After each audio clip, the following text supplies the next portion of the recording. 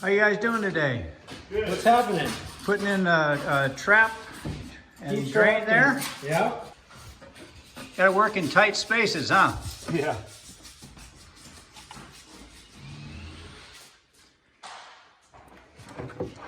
So they're gonna put a trap in under this sink, the laundry sink, and he's gluing on an adapter so the trap can be slipped in and screwed onto it. An adapter is it changes from straight pipe, ends up with a thread, a male thread on the end of it. How long you been doing the plumbing? 5 months. Cool. You Yeah. enjoying it? Yeah, I love it. What'd you do before this? I worked at a hotel Uh-huh. and a couple other odd jobs, but And how long have you been out of school? 2 years. And what else did you do before that? Or was that the hotel? Yeah, hotel. Was a maintenance guy at another hotel before that. Okay. Oh, cool. And Yeah. so how'd you get into the plumbing gig?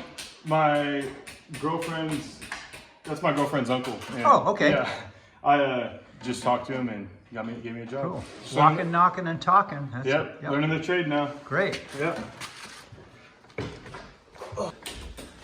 After that dries a little bit, it'll be set up. And then this is the trap. This end there slips in to that. And then it's got a seal here. And then that'll tighten up to it. And then this will go in the bottom of the sink. System to the LP container, and then we're going to test it, make sure that it doesn't leak and all that good stuff. So that's the line that goes to the house, and you're going to hook that up to the propane tank here. Yeah, that's what I'm going to do.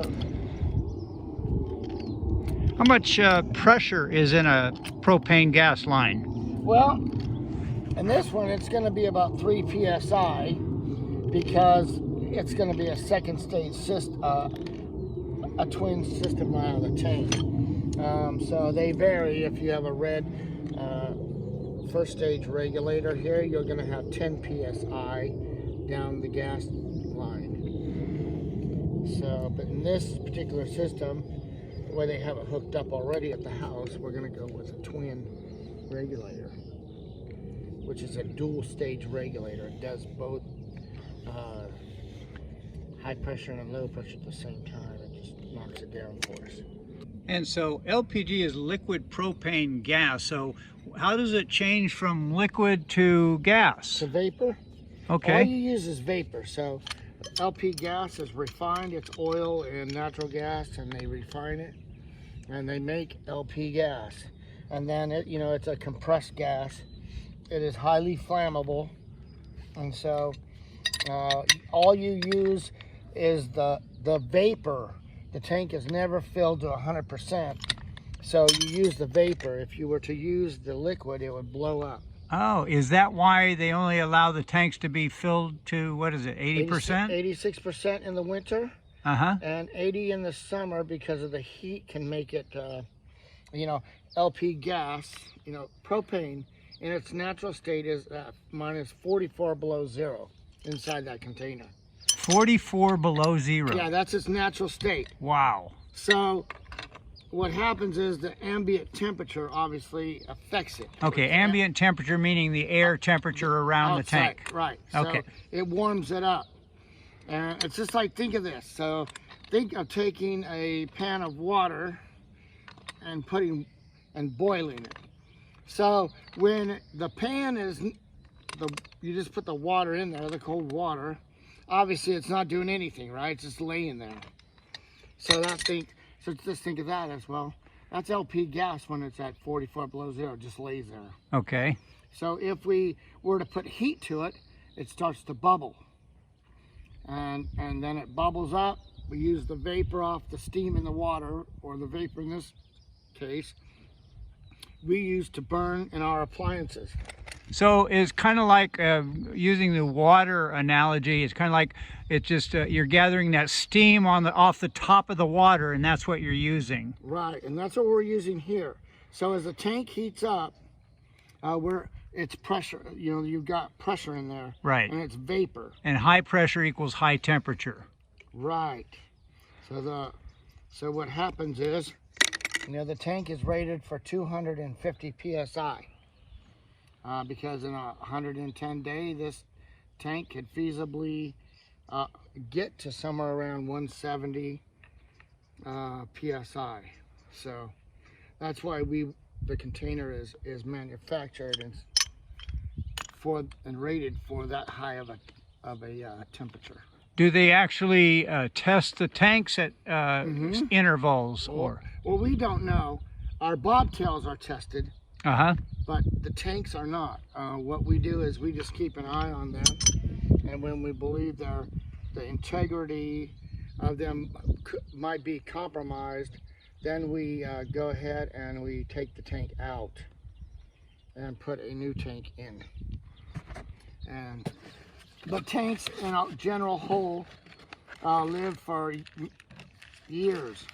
Now here on the Central Coast, the closer you get to the ocean, obviously the rust factor is going to take effect, right? Yep. It's going to rust, and we're going to have to take it out because it's going to rust to the point where it compromises it. And that's why we use a special paint on these LP tanks as well. And that is to... So it's more resistant to rust. Right, and to protect it from rusting and getting large pits in it, and the metal just eating all the way up. And what's that device that you're putting on there? Regulator. This is what regulates the pressure. You can't just hook the gas tank up to the line.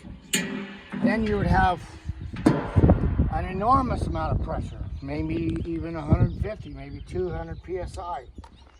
And that would blow the house up, destroy the appliances, and the appliances would catch on fire. Okay, and we definitely don't want to blow the house up. No, so we use a regulator. This is what I call the twin regulator. It does two things. This is a first stage and second stage regulator all in one. So we call it a dual stage regulator or a twin regulator. But normally you're either gonna have a twin regulator or a first stage regulator, high pressure regulator at the tank. But you have to have a regulator here. You cannot just hook up to nothing. You just can't hook this up to nothing. Okay, and it's reducing the pressure from, like you said, 150 to 200 pounds down to either 3 or 10 pounds or somewhere in that. 3 to 5 psi max. Okay. Okay. And then we're going to do a leak test on this system. Then we're going to convert it to inches of water.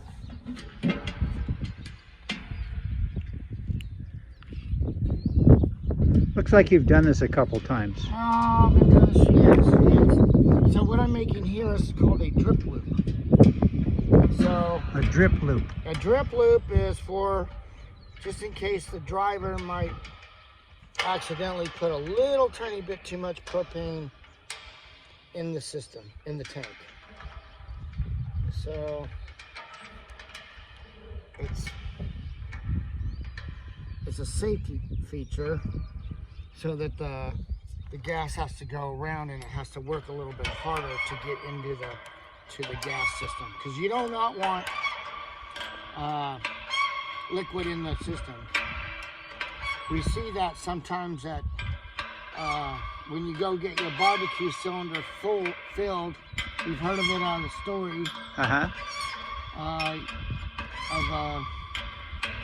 the little fella or lady down at the mini mart overfilling your barbecue cylinder, and then take it home, and Dad hooks it up to the barbecue and turns it on and goes to light it, and it explodes. That was because it had liquid? Yep, because he overfilled that tank and liquid came right up into the burner assembly, and when he lit it, it was liquid. And it exploded and burned the house down. So I notice, just like on a barbecue, it looks like you have the connections are left-handed threads. Is that correct? Mm-hmm. Indeed. So there we have it. Excellent. Thank you. You're welcome. The master bathroom, the toilet is installed. Again, we're just waiting for the water supply to be connected to the underside of the toilet there. So we're getting ready for the tub install. He's going to do as much work as he can this way before they turn it over and have to crawl underneath. A little bit. And that piece has to extend 3.5 inches. Yeah. How does the drain tube seal to the drain? There is O-rings in here. Oh, okay, so just it's a pressure fit. So we'll fab that up, cut it, and essentially set the tub and push it down in there and it's set. So kind of like a slip fitting on a trap or Yeah, that exactly, type of, with no okay. nut. We're going to test fit the tub to see if the feet are set at the correct level prior to hooking the drain up.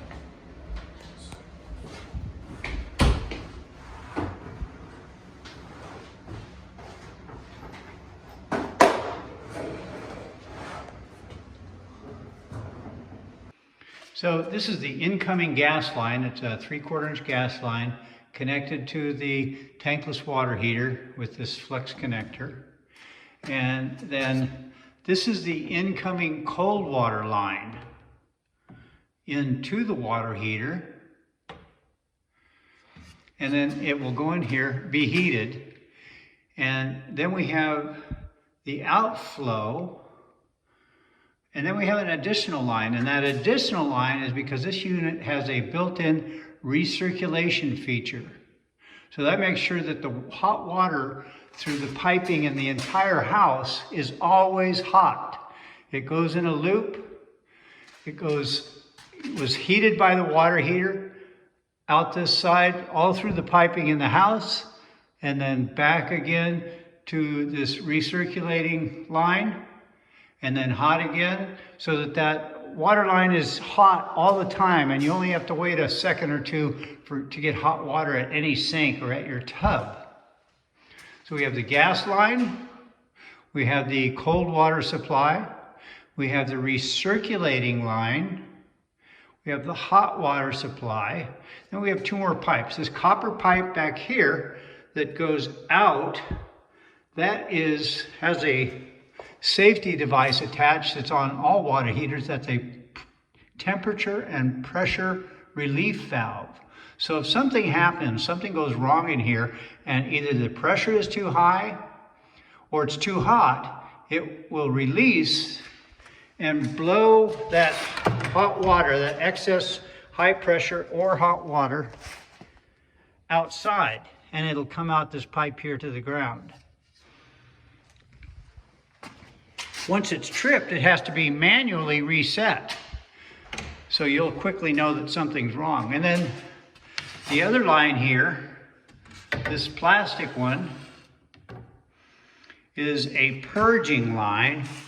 The water heater occasionally kind of rinses itself off, and that water also comes outside in this pipe here. That's going through the wall, up the wall, and going up here. So just repeating again, we have a gas, cold water, recirculating water, hot water. We have the temperature pressure relief that goes outside, and we have the purge line for when the water heater rinses itself out. And that, in essence, is a tankless water heater. So instead of storing water in a standard tank water heater and always keeping that hot, it only heats when hot water is called for. So it's much more energy efficient. And you'll also see this is the vent pipe.